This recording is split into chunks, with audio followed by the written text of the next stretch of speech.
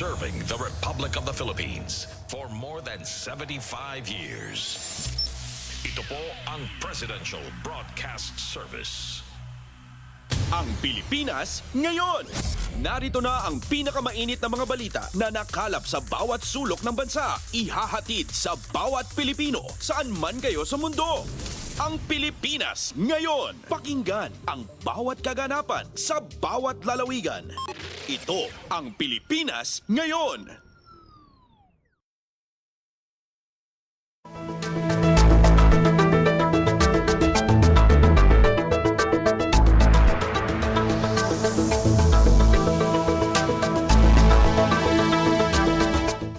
Magandang araw po sa ating mga tagapakinig. Welcome po muli sa ating programang Ang Pilipinas Ngayon. Napapakinggan po ninyo saan mang bahagi ng mundo sa pamamagitan ng ating himpilang Radyo Pilipinas World Service ng Presidential Broadcast Service. Napapakinggan po tayo sa mga sumusunod na shortwave frequencies sa 9.960 MHz, 12.120 MHz at 15.190 MHz.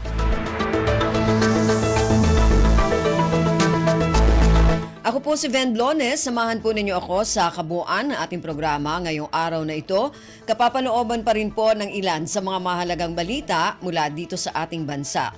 Kasama na ang mga segmentong business, sports, showbiz at ang mga ulat mula sa iba't ibang rehiyon at lalawigan dito sa Pilipinas para sa ating regional news.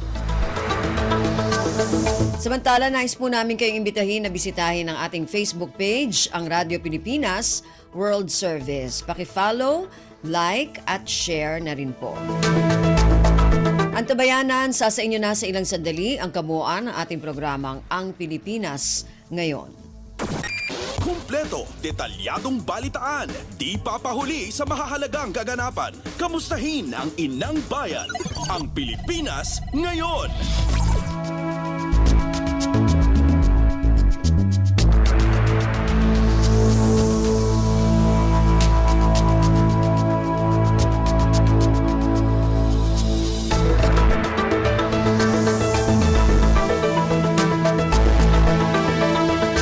Sa ating mga balita, pinangunahan ni Pangulong Ferdinand Romualdez Marcos Jr.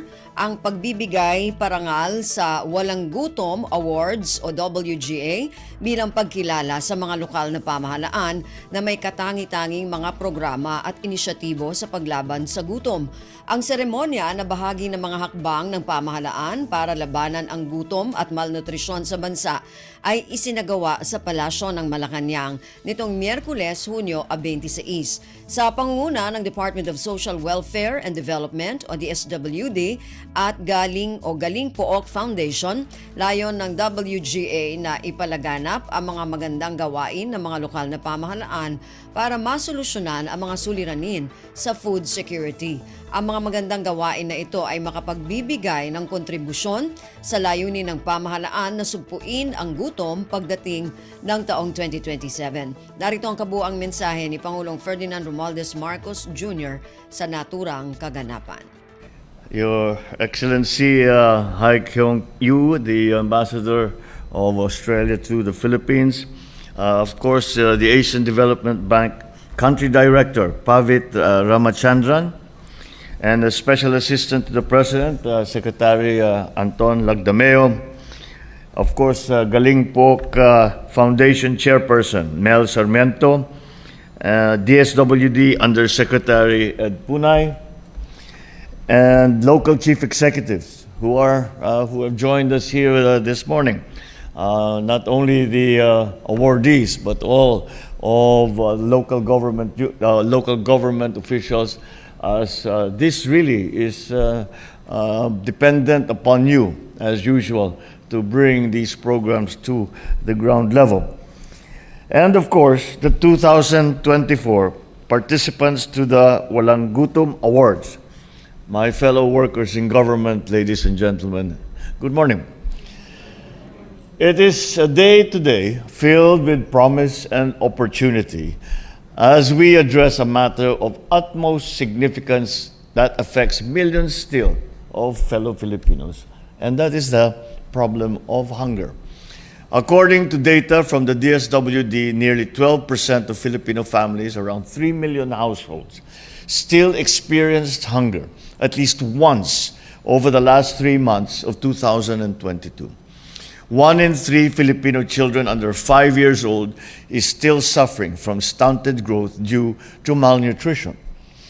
Our ranking in the Global Hunger Index, or GHI, is also far from ideal, with the country scoring 14.8 or moderately hungry, which fares below the regional score of East and Southeast Asia of 8.2. We are aware of the challenges that we face, but we see the potential to change this situation. We see this in our NGOs and social workers, our partners from the diplomatic corps and the different international agencies, the social workers who are reaching out to help as much as they can, in our many communities coming together so as that we can feed the hungry and the less fortunate. In every Filipino working hard to provide food for themselves and for their families. To add to these efforts, last October, I signed Executive Order number 44, Walang Gutom 2027, the food stamp program. Implemented through the DSWD, it provides monetary assistance for targeted beneficiaries to purchase food commodities from eligible partner merchant stores. More than that, it provides the government with valuable data to monitor the progress of our beneficiaries in addressing their food problems, ensuring that their families are getting the food and the nutrition that they require. However, even as the national government is more than willing to take the lead in helping address this problem of hunger through these programs, we acknowledge that we also need to tap and partner with our local governments, as we always do when it comes to making a program reach the grassroots level. As agents of the government on the ground, our LGUs not only have a better knowledge and have good insights on the incidence of hunger in their localities, but also provide perhaps better programs, better strategies, or approaches to address hunger, specific to the areas that their constituents lie. And that is why today, we confer the Walang Gutom Awards, or the WGA, to recognize the local governments that have been exceptional in addressing hunger in their communities. Evaluated on the criteria of impact, of inclusivity, innovation, resilience, sustainability, and efficiency, these LGUs have implemented fresh, new, and exciting ideas in their respective food programs, as well as brought renewed impetus in our collective drive against hunger in our country. I thank the Galing Po Foundation and the DSWD, led by Secretary Rex Gatchalian, for coming up with this initiative. To all the 17 finalists of this year's Walang Gutom Awards, I salute you. Each of you has already won and have been included in the prestigious list of nominees. I likewise acknowledge, of course, the 101 local government units, from barangays to municipalities and cities to provinces, that filed their application and participated in this year's pilot program implementation. Your involvement in the process means a lot to the national government, especially as we aim to put an end to hunger that has been causing suffering to the vulnerable and marginalized in the Philippines for many decades. You are already Walang Gutom champions in the hearts and minds of our people. And I hope that you will continue to sustain or even improve upon your noteworthy programs. Indeed, we need more LGUs like you to achieve our mission of Walang Gutom by 2027. And I pray that this year's awards will also spur and inspire other LGUs to replicate your successes across the country. So now I invite all our LGUs to look at these outstanding programs of our nominees, see how and why their programs work, and examine whether you can adopt or improve these further to apply them in your communities. The national government will also be taking notes to see what more can be done at the national level. So our takeaway from this event should be that each and every one of us can contribute to the success of our campaign against hunger. If we are truly to succeed in this endeavor, we must put in a whole-of-nation approach to create a lasting solution to this great challenge. I call upon our government and our partners from the private sector, from the non-profit organizations, citizens, our friends in from the international community, and citizens to work together as a united front and walang gutom advocates. I remember it is topical that we speak of this now. I remember sitting in that spot and being interviewed very early on. I think it's my third day in office. And I was being interviewed, and the interviewer asked me, what would you like to be your legacy for your presidency, for your administration? And it was a question that I was not prepared for. It is a question that I had not actually thought about. But the answer came to me in an instant. Wala nang gutom. Wala nang gutom na Pilipino. That is my dream. No hungry Filipino. So thank you for being part of that effort. It is as noble a cause as we can possibly have, is to make sure that every single Filipino, each and every one of whom we love like a family member, never again feel the pangs of hunger. And that, I think, if we can achieve that, then I think we can claim to have led a good life. So let us move forward with determination, with compassion, and with purpose to build a bagong Pilipinas where food is not only affordable, but plentiful. Where every bagong Filipino leads a good, healthy, and productive life. Once again, congratulations to our nominees and to our awardees. Mabuhay ang bagong Pilipinas. Si Pangulong Ferdinand Romualdez Marcos Jr. Pasada ng mga balita mula sa Pilipinas para sa mga Pilipino saan man sa mundo. Ang Pilipinas ngayon.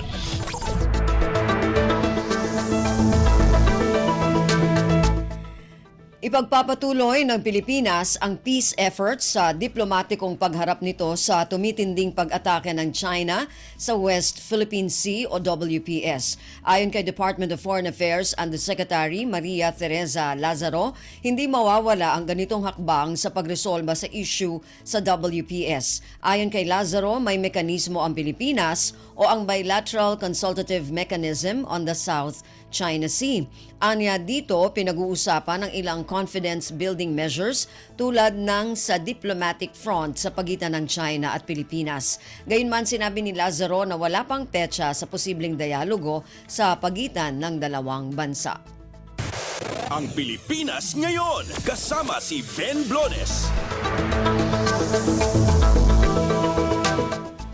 Suportado ng Association of Generals and Flag Officers o AGFO ang paninindigan ng gobyerno sa paglaban nito para sa sovereign rights ng bansa sa West Philippine Sea o WPS. Nanawagan din ng AGFO sa Armed Forces of the Philippines o AFP na protektahan ang kanilang mga sundalo na nasa frontline. Sa pahayag ng AGFO, sinabi nito na sinusuportahan at nagtitiwala ito sa pagtayo ng gobyerno para igiit ang karapatan ng Pilipinas sa WPS. Pinuri naman ng AGFO ang mga sundalo na nagpakita ng pagiging profesional sa kabila ng agresibong aksyon ng China Coast Guard laban sa kanila. Kumpleto, detalyadong balitaan, di papahuli sa mahahalagang kaganapan. Kamustahin ang inang bayan, ang Pilipinas ngayon. Naglabas ang Department of Justice o DOJ ng Immigration Lookout Bulletin Order laban kay Bamban Tarlac suspended mayor Alice Guo at sa 17 iba pa. Ipinag-utos ni Justice Secretary Crispin Remulla sa Bureau of Immigration o BI na bantayan si Guo na sinasabing umano ay si Guo Huaping at 17 iba pa sakaling magtangkang lumabas ng Pilipinas. Lumabas ang kautusan matapos sampahan si Guo at iba pa ng kasong human trafficking kaugnay sa Philippine Offshore Gaming Operation o POGO sa Bamban. Samantala, sinabi ng BI na nagsimula na silang sundin ang atas sa pamamagitan ng investigasyon kung mayroong nakabinbin ng mga kaso o warrants laban sa kanila at pagbabantay sa kanilang kinaroroonan. Pasada ng mga balita mula sa Pilipinas para sa mga Pilipino saan man sa mundo. Ang Pilipinas ngayon. Iniimbestigahan ng Bureau of Immigration o BI kung paano nakapasok sa bansa ang isang Chinese national na walang record sa immigration system. Sa panayam ng Radyo Pilipinas, sinabi ni Bureau of Immigration Deputy Spokesperson Melvin Mabulak na nakapagtatakang walang makitang record ang immigration na pumasok sa bansa ang nasabing Chinese national. Napigilang makalabas ito ng bansa at kasalukuyang nakadetine sa Bikutan Jail. Maging ang pasaporte ng nasabing Chino anya ay walang tatak na pumasok ito sa Pilipinas. Kung wala siyang tatak ng arrival, dapat nakikita din doon sa ating system na siya ay pumasok. Considering na sa dalawang references, walang record, kaya doon tayo nagkakaroon ng investigation. Samantala, sinabi ni Mabulak na posibleng sa barko siya sumakay at hindi dumaan sa inspeksyon. Posible rin anyang dumaan sa backdoor sa katimugang bahagi ng Mindanao gamit ang motorboat. Ayon sa opisyal, maaring may iba pang nakapasok sa bansa na katulad ng Chinese national na walang record. Kung tayo lang hindi basta-basta natin may implement ng thoroughly, no? That's why we need as well the help ng community as well as the other law enforcement agencies. Si Bureau of Immigration Deputy Spokesperson Melvin Mabulak. Ang Pilipinas ngayon kasama si Ben Blones. Positibo ang Philippine Rice Industry Stakeholders Movement o PRISM na makakayanang ibaba ang presyo ng kanilang produktong bigas sa susunod na buwan ng Hulyo. Sa panayam ng Radyo Pilipinas, sinabi ni PRISM co-founder Orly Manuntag na bababa ang presyo ng kada kilo ng bigas mula 42 piso hanggang 46 na piso. Kasunod ito ng pagpapatupad ng Executive Order No. 62 sa Hulyo 6 ni Pangulong Ferdinand Romualdez Marcos Jr. kung saan nakasaad sa nasabing EO na bababa ang taripa sa bigas. Base po ito doon sa EO 62 na once po na ipatupad po ito, nakikita po namin yung reduce ng tariff from 35% to 15% nasa 5 pesos hanggang 6 pesos po. So, ibig sabihin po nito sa isang sako po, mababawasan po ng 250 pesos hanggang sa 300 pesos. Samantala, sinabi ni Manuntag na tinutugunan ng grupo nito ang panawagan ni Pangulong Marcos Jr. na pagtutulungan upang mabawasan ang presyo ng bigas. Makikipagtulungan anya sila upang gawing abot kaya ang dekalidad na bigas para sa mga mamamayang Pilipino. Sa presyo naman po, 5 pesos to 6 pesos po, yung possible po na bababa. So dapat ito ma-pass on po natin hanggang sa retailer side para maramdaman naman po ng ating mga consumers. Si PRISM co-founder Orly Manuntag. Kumpleto, detalyadong balitaan, di papahuli sa mahahalagang kaganapan. Kamustahin ang inang bayan, ang Pilipinas ngayon. Pagrebisa sa taripa ng imported na bigas, itinakda ng Department of Agriculture sa darating na buwan ng Nobyembre. Ayon kay Agriculture Secretary Francisco Tiu Laurel Jr., pag-aaralan munang muli ang implementasyon ng tapyas taripa bago ito isalang sa pagrerebisa. Ang detalye ng balitang ito mula kay Mary Ann Bastasa. Hindi iniaalis ng Department of Agriculture ang posibilidad na magrekomenda ito ng pagtaas ng taripa sa imported na bigas bago matapos ang taon ding ito. Sa isinagawang media kapihan sa PCCI Forum, sinabi ni Agriculture Secretary Francisco Chu Laurel Jr. na titignan muna ang implementasyon ng tapyas taripa at saka ito isasalang sa review sa buwan ng Nobyembre. Ayon sa kalihim, kapag nagresulta ito sa malakihang pagbaba sa presyo ng bigas sa merkado, ay saka iko-konsiderang muli ng DA ang tariff hike. Batay sa pinakahuling monitoring ng DA Bantay Presyo, naglalaro sa 48 pesos hanggang sa 51 pesos ang kada kilo ngayon ng imported regular milled rice, habang hanggang sa 55 pesos naman kung imported well-milled rice. Kasunod dito, muli namang tiniyak ni Agriculture Secretary Laurel na hindi pababayaan ang mga magsasaka sa ipatutupad na bawas taripa. Makakaasaan niya mga ito na patuloy na bibili ang NFA sa mga magsasaka sa mas mataas na presyo sakali mang walang magiging tariff adjustment matapos ang review. Ito si Mary Ann Bastasa para sa Radyo Pilipinas.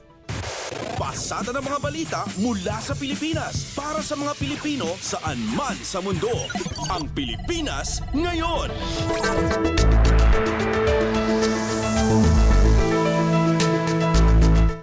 Maayos na pagtugon ng Administrasyong Marcos Jr. sa issue ng iligal na droga, kinilala ng Committee on Human Rights Chair sa Kamara. Ito ang pahayag ni House Committee on Human Rights Chair at Manila Representative Bienvenido Abante. Dahil kahit anya tone-tonelada ang nakukumpiskang droga ay wala o kakaunti lamang ang nasasawi. Ang detalye ng balitang ito mula kay Kathleen Forbes. Naniniwala na si House Committee on Human Rights Chair at Manila Representative Bienvenido Abante na deceitful o mapanlin lang ang naging drug war na nakaraang administrasyon. Ito'y matapos mapakinggan ang mambabatas ng testimonya ng mga kaanak ng mga biktima ng police operation sa ipinatupad na war on drugs. Ani Abante, deceitful ang drug war dahil hanggang ngayon ay may droga pa rin nasasabat. Kinilala naman ng Manila Solon ang anti-illegal drug program ng Marcos Jr. Administration. Dito kasi anya, maliban sa tonelada, ang nasasabat na droga ay wala o kakaunti lang ang nasawi. Punto pa ni Abante na kung papakinggan ang mga testimonya ng mga dumalong kaanak, ay walang ibinigay na due process sa mga ito. Ipagpapatuloy ng Human Rights Committee ang pagdinig ngayong araw kung saan mga pulis at dating opisyal na nagpatupad ng drug war ang haharap. Palagay ko, maniniwala na ako that the war on drugs is quite deceitful. Oo. Why po deceitful? Sapagkat hanggang ngayon marami pang drugs Hanggang ngayon, hindi pa natatapos yan. Ang kagandahan lang po ngayon sa bagong administrasyon na ito, in the last 2 years, walang napatay. Mayroon din naman pero kakaunti lang. Kakaunti lamang. At nakakakuha tayo ng tonelada ng mga drugs sa iba't ibang lugar sa Pilipinas. Ito si Kathleen Forbes para sa Radyo Pilipinas. Ang Pilipinas ngayon, kasama si Ven Blones. Bigo pa ring humarap sa House Committee on Appropriations ng Kamara ang mga dating opisyal ng Procurement Service, Department of Budget and Management o PSDBM. Ipinagpatuloy ng komite ang kanilang oversight hearing sa paggamit ng pondo ng Department of Health o DOH at ng PhilHealth kung saan muling naungkat ang questionable umano na 47.6 na bilyong pisong kontrata ng gobyerno sa Pharmali. Dahil dito naglabas ng show cause order ang subcommittee ng House Appropriations Committee na nagsasagawa ng pagdinig laban kay dating PSDBM Chief Lloyd Christopher Lau, abogadong si Warren Rex Leong, dating overall Deputy Ombudsman at iba pang opisyal ng PSDBM. Iginiit ni Lanao del Sur Representative Zia Alonto Adjong na mahalagang makadalo sa pagdinig ang mga dating opisyal ng PSDBM upang mabigyang linaw ang mga issue kaugnay ng maanomalyang kontrata. Paalala naman ni Manila Representative Bienvenido Abante na kung muling hindi sisipot ang mga dating opisyal ay maaring maharap ang mga ito sa contempt at ipaaresto ng komite. Nauna nang sinabi ni dating Health Secretary Francisco Duque na si dating Pangulong Rodrigo Duterte umano ang nag-utos ng paglipat ng 47.6 na bilyong pisong pondo ng DOH sa PSDBM noong kasagsagan ng COVID-19 pandemic. Ngunit iginiit ni Appropriations Vice Chair Janet Garin na dapat ay nagkaroon ng Memorandum of Agreement sa ginawang pagbili dahil ang mga medical equipment at supplies ay hindi common use supplies na nagkakahalaga ng 170 bilyong piso. Kung kumpleto, detalyadong balitaan, di papahuli sa mahahalagang kaganapan. Kamustahin ang inang bayan, ang Pilipinas ngayon.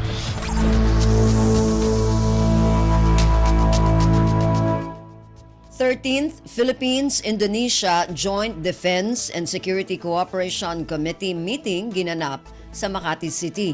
Pinangunahan ni na Defense Undersecretary for Capability Assessment and Development, Angelito De Leon, at Indonesia Director General for Defense Strategy, Major General Ujang Darwis ang nasabing pulong. Ang detalye ng balitang ito mula kay Leo Sarne. Pinangasiwa ng Department of National Defense o DND ang ginanap na ika-13 Philippines-Indonesia Joint Defense and Security Cooperation Meeting o JDSCC meeting sa Makati City. Ang pagpupulong ay pinangunahan ni DND Undersecretary for Capability Assessment and Development Angelito De Leon at Indonesian Director General for Defense Strategy Major General Ujang Darwis. Sa kanyang pambungad na mensahe, pinahalagahan ni Yusek De Leon ang pagdiriwang ng ika-75 anibersaryo ng matatag na diplomatic relations ng Pilipinas at Indonesia.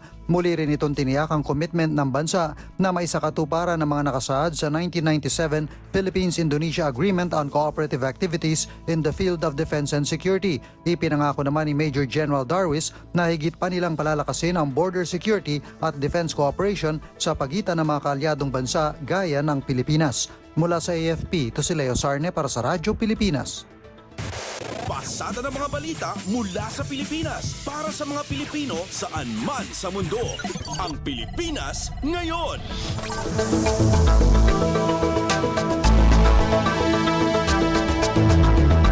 Yan po ang ilan sa mga pangunahing balita mula dito sa ating bansa. Samantala, antabayanan naman po ang mga balita mula sa iba't ibang rehiyon at lalawigan dito sa Pilipinas para sa ating regional news.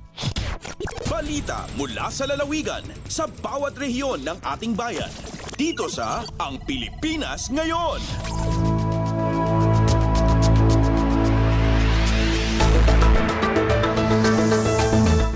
Dumako na tayo sa ating regional news. Unahin natin ang mga balita mula sa rehiyon ng Luzon, mula sa Dagupan.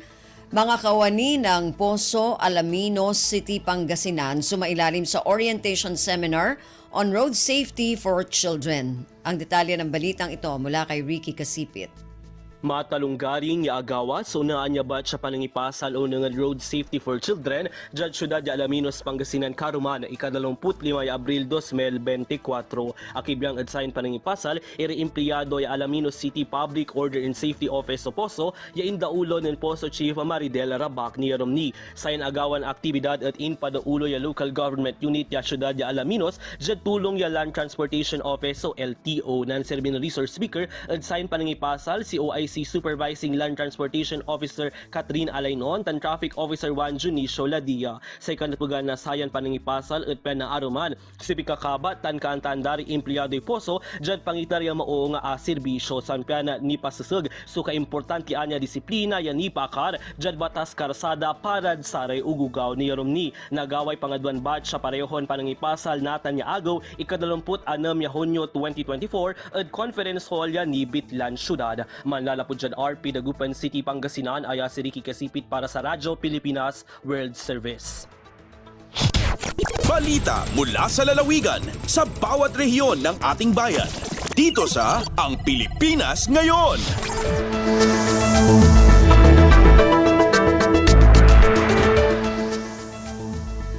Maraming salamat kay Ricky. Yan po ang ulat mula sa Dagupan. Samantala, dumako muna tayo sa Lucena. Joint Search and Rescue Team Challenge 2024 inilunsad ng Police Regional Office, Calabarzon. Ang detalye ng balitang ito mula kay May Formaran. Inilunsad ng Police Regional Office Calabarzon ang Joint Search and Rescue Team Challenge 2024 na lalahukan ng nasa 66 na grupo mula sa iba't ibang lalawigan kamakalawa.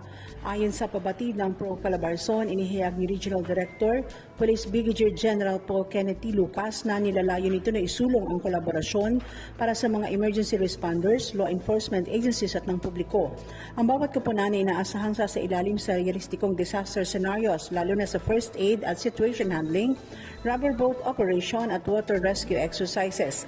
Sa mensahe ng panauhin ni si Attorney Owen G. De Luna, Regional Director ng NAPOLCOM, na mahalaga ang kahandaan at ang pagkakaroon ng intensibong kapabilidad ng mga emergency responders lalo na kapag may kalamidad. Mula sa lungsod ng Lucena, ito si May Formaran, Radyo Pilipinas. Balita mula sa lalawigan sa bawat rehiyon ng ating bayan.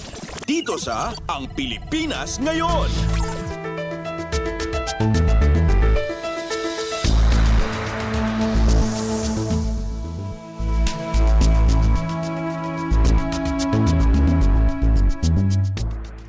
Maraming salamat kay May Formaran mula dyan sa Lucena. Samantala, dumako naman tayo sa Palawan. Livelihood Assistance ipinamahagi ngayon ng Gender and Development Office ng Pamahalaang Panlalawigan ng Palawan.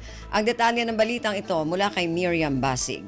Padayon ngayong susulungi ang Gender and Development Office ang gobyerno ang Palawan sa pagpanguna ni Governor Dennis Socrates andang Community-Based Livelihood Enhancement Program. Sigun kigad Project Development Officer for Dominic Fresnillo, sa munisipyo ang magsaysay iguyo sa norte ang probinsya andang grupo sa pagtaw itabyang para sa parangabuan sa mga nabuang organisasyon ang mga tao.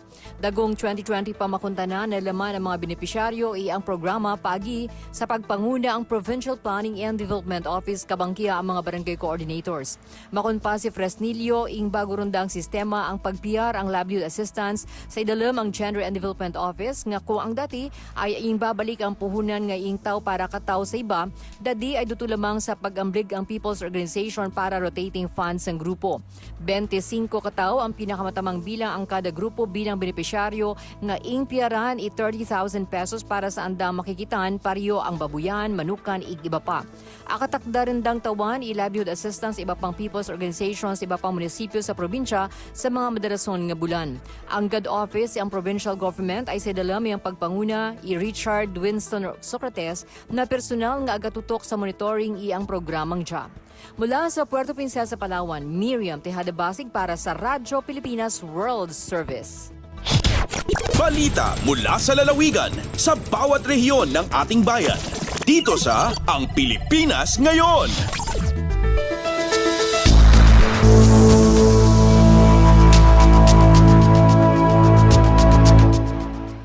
Maraming salamat kay Miriam Basig mula dyan sa Palawan. Samantala, dumako naman tayo sa Bontoc.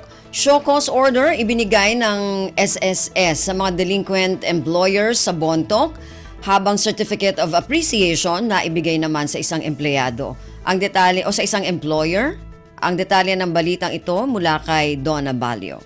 In paima idi kalmante Social Security System wenno SSS Bontoc Branch ti show cause order kadagiti delinquent employer iti munisipyo ti Bontoc Mountain Province. Ti aktibidad ket maawagan a ran after contribution evaders wenno raise campaign ti SSS. Siyam nga establishments sa tinaikan iti show cause order gapu iti saanda a panangipatungpal iti obligasyon da kas employer kang runaan ti saan a panagbayad iti kontribusyon ken panangiparehistro kadagiti empleyado da. Naikan dagitoy iti 10 ket 5 aldaw tapno i-comply ti obligasyon da kas nakalanad iti direktiba kabayatan na pinadayawan ti SSS ti Drop By Cafe Bontoc Mountain Province kas compliant iti panangipanamnama iti Social Security Protection dagiti empleyado kas nakalanad iti Social Security Act. Ti Certificate of Appreciation sigon ken ni SSS Bontoc Branch Head Michael Pinlac ket paset ti panangbigbig ti ahensya kadagiti employers nga mangbaybayad iti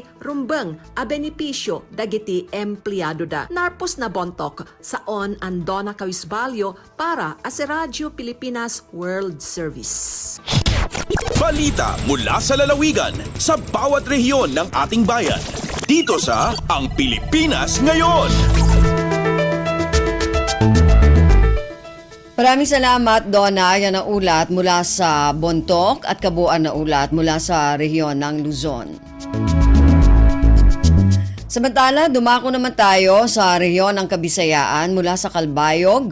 Konstruksyon ng karagdagang kalsada sa lungsod ng Calbayog isinagawa ng DPWH Samar 1st District Engineering Office. Ang detalye ng balitang ito mula kay Suzette Pretencio.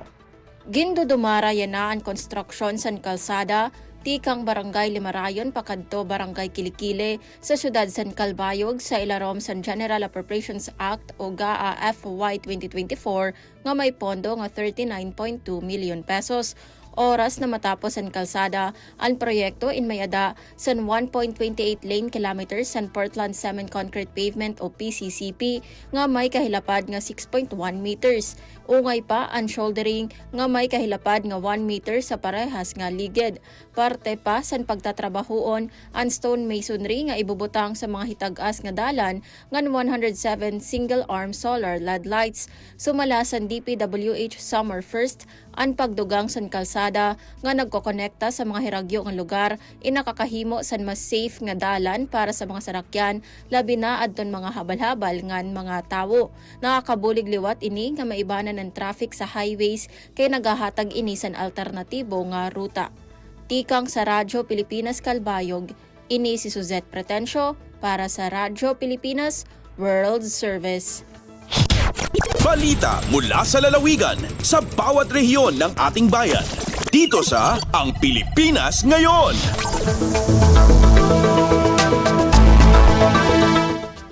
Maraming salamat, Suzette. Yan ang ulat mula sa Calbayog at kabuuan na ulat mula sa rehiyon ng Kabisayaan.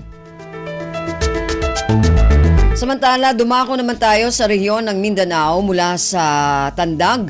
Provincial Multisectoral Forest Protection Committee meeting isinagawa sa Surigao del Sur.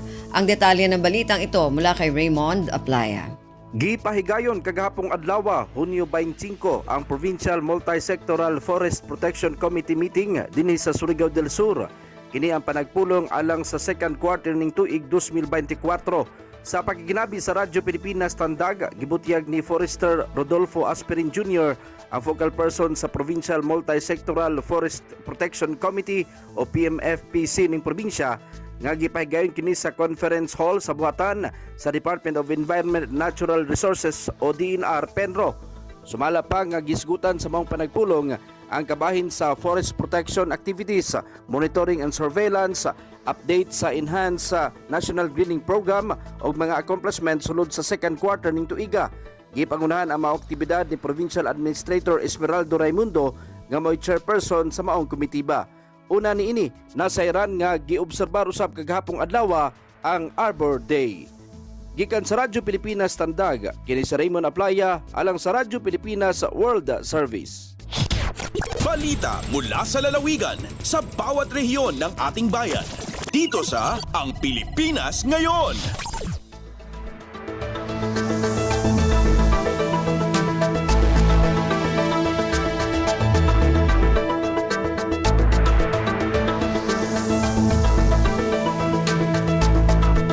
Maraming salamat, Raymond. Yan ang ulat mula sa Tandag. Samantala, dumako naman tayo sa Hulo. Mga social pensioners sa ilang bayan sa Hulo, hindi pa nakakatanggap ng ayuda mula sa pamahalaan, ipinanawagan na magtungo sa tanggapan ng MSSD Hulo. Ang detalye ng balitang ito mula kay Fatma Gino. Piano wagtawakan sin Ministry of Social Services and Development at o MSSD Hulo mga social pensioner dahil nga barangay alat iman Asturias sa minwala pa nagpakakawa sinudyaran nila impapakatuon pa na sa Butupis kawakan hadan padyambatan Marina Street Barangay Walled City Hulo magkawa sinudyaran nila dahil nga parinta. Lauhin Azra Sabdani, Municipal Social Welfare Officer sin MSSD Hulo, halom sin hanggatus kaulang tagpito beneficiary ding barangay alat, hanggatus kapatan pa inwala nagpakakawa. Samantara, hanggatus kasi mantagto isab ina Asturias, halom sin tunggatus siyam katibukan beneficiary. Bang doonon, ngay pupilak inudyara matayma si mga social pensioner, halom sin bulan. Dahing ha January, sampay pa June sin tahon yan, mapuas yungan sin parinta intatawangan kanila, amin ding hawakas 500 pilak dahang kabulan, hinang inihang ipopilag. Inmaksud sin program ini hasupay katawangan mga miskin senior citizen hakatilingkal sinula Pilipinas. Dahing ha RP Hulo ini Fatma Adiligino para ha Radyo Pilipinas World Service. Balita mula sa lalawigan sa bawat rehiyon ng ating bayan. Dito sa Ang Pilipinas Ngayon.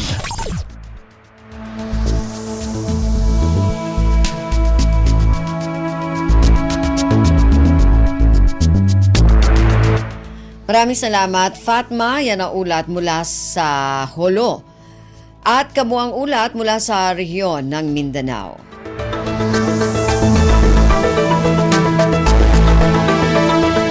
Narinig po ninyo ating regional news para sa araw na ito, kalipunan ng mga balita mula sa iba't ibang rehiyon at lalawigan dito sa Pilipinas. Samantala, antabayan na naman po ang ating mga segmentong business, sports at showbiz.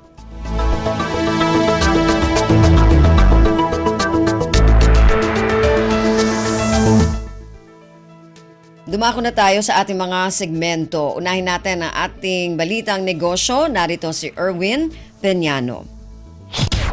Lagay ng ekonomiya, kalakalan, negosyo at iba pa. Atin ang alamin dito sa Ang Pilipinas Ngayon.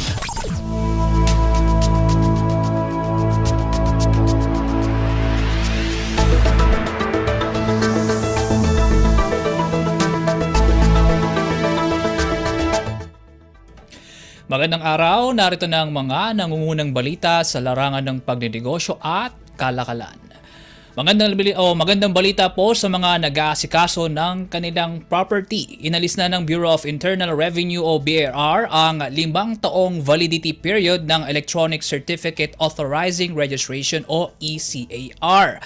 Ayon sa ahensya, sa pamamagitan ng Revenue Regulation No. 12-2024 na inisyu ni BIR Commissioner Romeo Lumagi Jr., mananatiling valid ang lahat ng ECARs hanggang sa may presenta ang mga ito sa kinauukulang Registry of Deeds. Sa ilalim din ng kautusan ang CAR na labas sa ECAR system ang pahihintulutan na lamang para sa revalidation. Ang CAR na ini-issue ng BIR ay isa sa mga hinihinging dokumento ng Land Registration Authority upang mailipat ang ownership ng isang real property na biliman sa pamamagitan ng donasyon o sa kahit ano pang uri ng pag-transfer nito.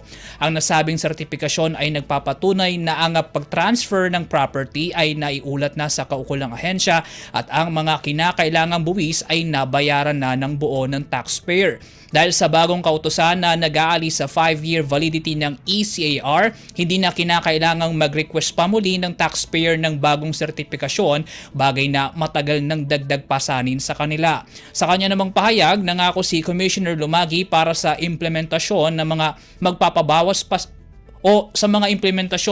magpapabawas pasanin sa mga nagbabayad ng buwis.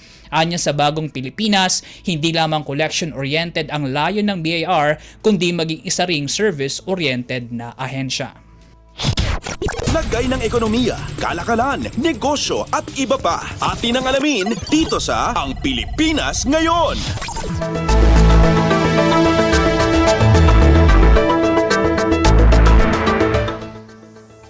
Sa iba pang balita, tiniyak ni Trade Undersecretary at Board of Investments o BOI Managing Head Seferino Rodolfo na nananatiling on track ang Investment Promotion Agency para sa pagkamit ng target approvals ngayong taon. Sa isang pulong balitaan, optimistiko si Yusek Rodolfo na makukuha ng BOI ang 1.3 hanggang 1.5 trillion pesos na target approvals ngayong 2024 sa kabila ng mga pagsubok na kinakaharap ng pandaigdigang ekonomiya. Ani ng opisyal, crucial ang foreign visits ni Pangulong Ferdinand R. Marcos Jr. at follow-through trips ng Department of Trade and Industry o DTI officials upang matamo ito. Kamakailan nang iulat ng DTI na naaabot na sa 231 na investment leads ang nakuha ng Pilipinas hanggang nitong Hunyo ng kasalukuyang taon. Ito ay may kabuang halagang $76.6 billion o 4.5 trillion pesos. Sa nasabing bilang, $17 billion o 998 billion pesos dito ang nasa processing stage na sa kanilang rehistrasyon sa BOI o sa Philippine Economic Zone Authority. Ito namang Enero hanggang Mayo ng taon, umakyat na nasa 640.22 billion pesos ang registered approvals ng BOI, 14% mas mataas kumpara sa 562.9 billion pesos na approvals sa kaparehong panahon ng 2023. Ayon kay Yusek Rodolfo, ito na ang pinakamalaking approval ng BOI sa kasaysayan. Lagay ng ekonomiya, kalakalan, negosyo at iba pa. Atin ang alamin dito sa Ang Pilipinas Ngayon.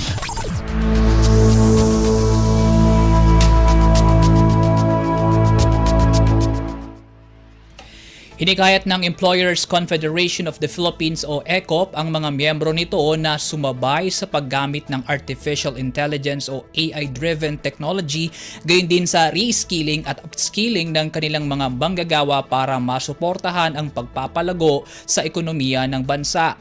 Sa isinagawang National Conference of Employers sa Maynila, binigyang diin ni ECOP President Sergio Ortiz Luis Jr. ang benepisyo at hamong dala ng mga bagong teknolohiya gaya ng AI. Anya ang integrasyon ng AI sa iba't ibang sektor at industriya ay hindi lamang magbabago sa anyo ng business models at production processes, kundi magbibigay rin ng bagong skills na kakailanganin ng mga manggagawa. Ani Ortiz Luis, kinakailangang mapagsabay ang human workers at machine nang sa gayon ay makapag-deliver ng value-added services, bagay na kinakailangan ding masabayan ng training at education programs sa bansa. Sa pagharap naman ito sa mga mamahayag, sinabi ni Ortiz Luis na isa sa pressing issues ng employers ang AI, gayon din ang bumababang kalidad ng edukasyon sa bansa, mga isinusulong na dagdag pasahod at pending bills para sa dagdag na paid holidays. Para matugunan ng mga ito, binigyan din naman ni ECOP Chair Edgardo Lacson ang pagtutulungan ng pribado at pampublikong sektor, partikular sa pagpapa-improve ng edukasyon, promosyon sa inobasyon at pag-alis na ng anyay business unfriendly laws sa bansa. Lagay ng ekonomiya, kalakalan, negosyo at iba pa. Atin ang alamin dito sa Ang Pilipinas Ngayon.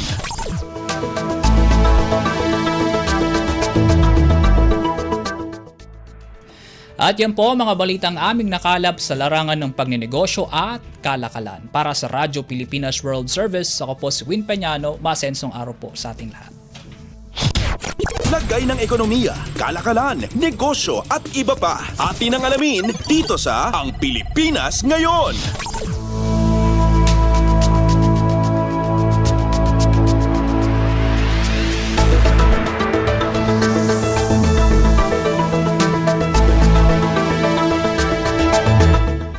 Maraming salamat, Erwin. Yan ang ating balitang negosyo. Samantala, para sa ating balitang pampalakasan, narito naman si Leo Magpayo. Updates at pinakahuling mga usapin sa mundo ng palakasan. Atin ang pakinggan dito sa Ang Pilipinas Ngayon. Magandang araw. Narito na po ang sports balita. Sinabi ni Gilas Pilipinas head coach Tim Cone na hindi na kailangang kumuha pa ng ibang player para punan ang posisyon ni Scotty Thompson na kasalukuyang nagpapagaling dahil sa injury at binigyang diin na handa na sila para sa FIBA Olympic Qualifying Tournament sa susunod na buwan kahit 11 tao lamang ang kanilang koponan. Pagkatapos ng panalo ng Gilas laban sa Taiwan Mustangs sa kanilang friendly games noong Lunes, sinabi ni Cone na hindi niya naramdaman na kulang siya sa players. Ayon kay Cone, hindi naman niya pinapalaro ang 11 o 12 players sa loob ng isang laban. Mas gustoan niya na 8 o 9 lang na players ang kanyang pinapaikot kada laro. Subalit inamin ni Coach Cone na namimiss niya ang serbisyo ni Thompson dahil isa siya sa kanyang pinagkakatiwalaang guard na kasama din niya sa mga kampyonatong nakuha ng Barangay Ginebra. Sinabi ni Cone na nakakahawa ang laro ng dating PBA Most Valuable Player na si Thompson at ginaganahan ang mga players na nakapaligid sa kanya. Subalit kumpiyansa ang Gilas coach na merong ibang players na kayang-kayang punan ang pagkawala ni Thompson.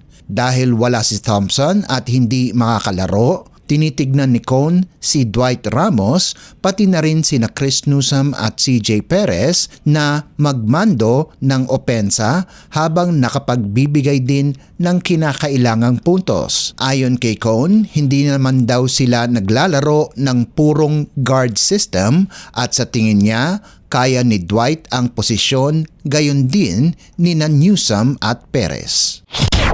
Updates at pinakahuling mga usapin sa mundo ng palakasan. Atin ang pakinggan dito sa Ang Pilipinas Ngayon. Pagkatapos ng kanyang makulay na karera sa kolehiyo, hindi nagtagal ang paghahanap ni Louie Ramirez ng panibagong tahanan kung saan sumali siya sa koponan ng Signal bago ang kanilang kampanya sa 2024 Spikers Turf. Inanunsyo ng HD Spikers ang pagpirma ni Ramirez nitong Lunes kung saan ang dating Perpetual Altas star ay tutungo na sa susunod na level ng kanyang karera. Kakagaling lamang ni Ramirez sa isang makasaysayang karera sa Perpetual sa NCAA kung saan pinangunahan niya ang koponan sa 4 na magkakasunod na titulo sa Men's Volleyball Division habang kinuha din ang back-to-back Most Valuable Player Awards. Gumawa din ng pangalan ang 24 anyos na outside spiker sa larangan ng beach volleyball kung saan pinangunahan niya ang Perpetual sa back-to-back crowns sa season 98 at 99. Kamakailan lamang ay pinarangalan si Ramirez ng Collegiate Press Corps NCAA Men's Volleyball Player of the Year. Sasamahan naman ni Ramirez ang bigating miyembro ng Signal, kasama na ang national team setter na si Owa Retamar, pati na rin sina JP Bogawon, Joshua Umandal, Brian Bagunas at Lloyd Yosafat sa hangarin nilang panatiliin ang korona sa kanilang kampo katulad na nangyari nitong 2024 Open Conference. Updates at pinakahuling mga usapin sa mundo ng palakasan. Atin ang pakinggan dito sa Ang Pilipinas Ngayon. Nakuha ng Zeus Coffee ang dating koponan na Strong Group Athletics ang first overall pick sa kauna-unahang Premier Volleyball League o PVL Rookie Draft. Malaking pasasalamat ni Farm Fresh Assistant Justin Dorog na nagsalita para sa Thunderbells head coach na si Jerry Yee na sila ang nakakuha ng first pick at makakapili ang koponan ng pinakabagay sa Zeus. Inaasahan na makuha bilang number 1 overall pick sa draft si De La Salle star Thea Gagate na isang matangkad na middle blocker na malaki ang tulong na naiambag sa pagpasok ng Lady Spikers sa UAAP Season 85 Women's Volleyball Championship pati na rin ang makasaysayang bronze medal na nakopo ng Alas Pilipinas sa 2024 AVC Challenge Cup for Women. Makakasama ng top pick ng Zeus Coffee ang mga St. Benilde stars na sina Cloan Mondoñedo, Gail Pascual, Jade Gentapa at Michelle Gamit. Samantala, nakuha naman ng Capital One ang second overall pick at ang Galleries Tower ang nakakuha ng third pick habang ang Farm Fresh ang pipili ng player sa ika-4 na pwesto. Ang mga susunod na pipili ng players ay ang NX LED, Akari, Signal, PLDT, Cherry Tigo, Petrogas, Chocomucho at ang defending All-Filipino Conference Champion, Creamline. Ang kauna-unahang PVL draft ay nakatakda sa Hulyo 8 at gaganapin sa Novotel, Manila, Araneta City. Updates at pinakahuling mga usapin sa mundo ng palakasan. Atin ang pakinggan dito sa Ang Pilipinas Ngayon. At yan ang pinakahuling balita sa larangan ng palakasan. Para sa Radyo Pilipinas World Service, ito po si Leo Magpayo. Magandang araw. Updates at pinakahuling mga usapin sa mundo ng palakasan. Atin ang pakinggan dito sa Ang Pilipinas Ngayon. Maraming salamat, Leo. Yan ang ating balitang pampalakasan.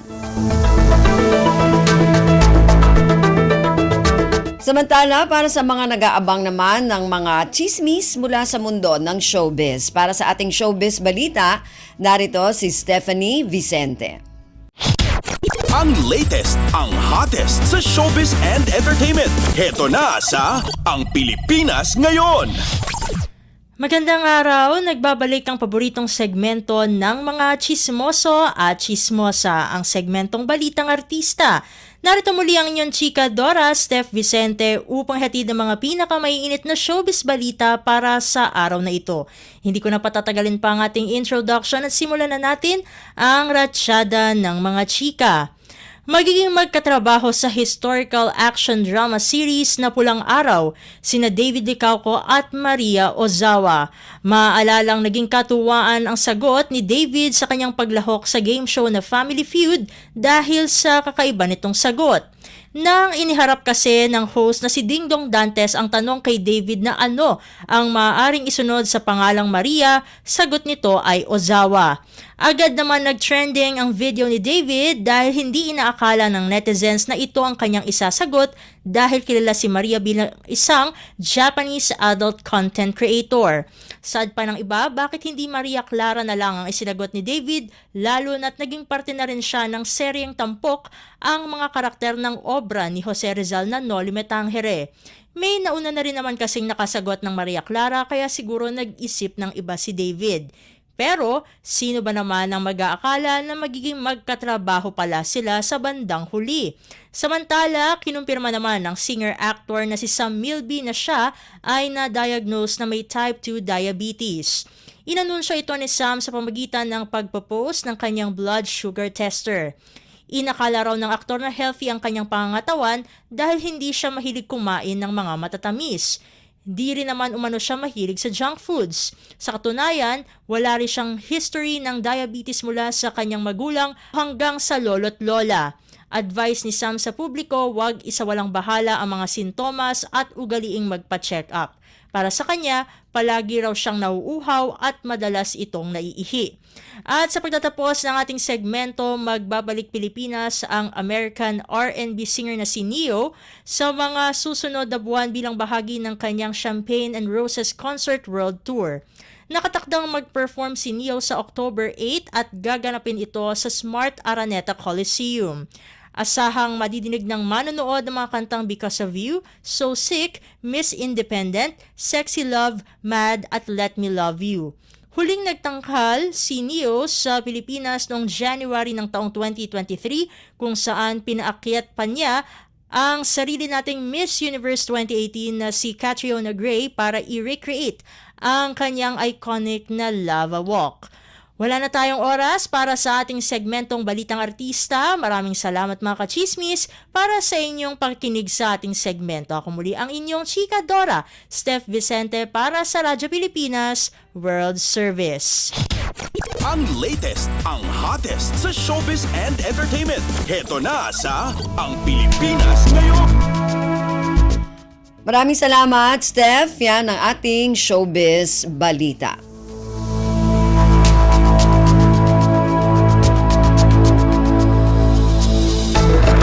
Narinig po ninyo ang kabuuan ng ating programang Ang Pilipinas. Ngayon, magpapasalamat muna tayo sa mga nakasama natin sa ating programa ngayong araw na ito. Sa ating technical side, kina Milo Jonella, Susan Naison at Anthony Pimentel. Maraming salamat din sa mga nakasama natin sa ating mga segmento ngayong araw na ito. Sa ating Balitang Negosyo kay Erwin Peñano, Balitang Pampalakasan kay Leo Magpayo, sa ating Showbiz Balita kay Stephanie Vicente, sa mga kasama natin na nag-ulat mula sa iba't ibang rehiyon at lalawigan dito sa Pilipinas, para sa ating regional news at sa ating mga naging executive producer ngayong araw na ito, kina Jerome Toledo at Stephanie Vicente. Gayon din sa ating station manager na si Mr. Ray Sampang. Hanggang sa susunod na edisyon na ating programang Ang Pilipinas Ngayon, ako po muli si Ven Blones. Maraming salamat po at mabuhay po tayong mga Pilipino. At yan ang Pilipinas Ngayon. Muling samahan si Ven Blones sa parehong oras at alamin ang pinakahuling mga kaganapan at balita saan man kayo naroon. Ang Pilipinas Ngayon.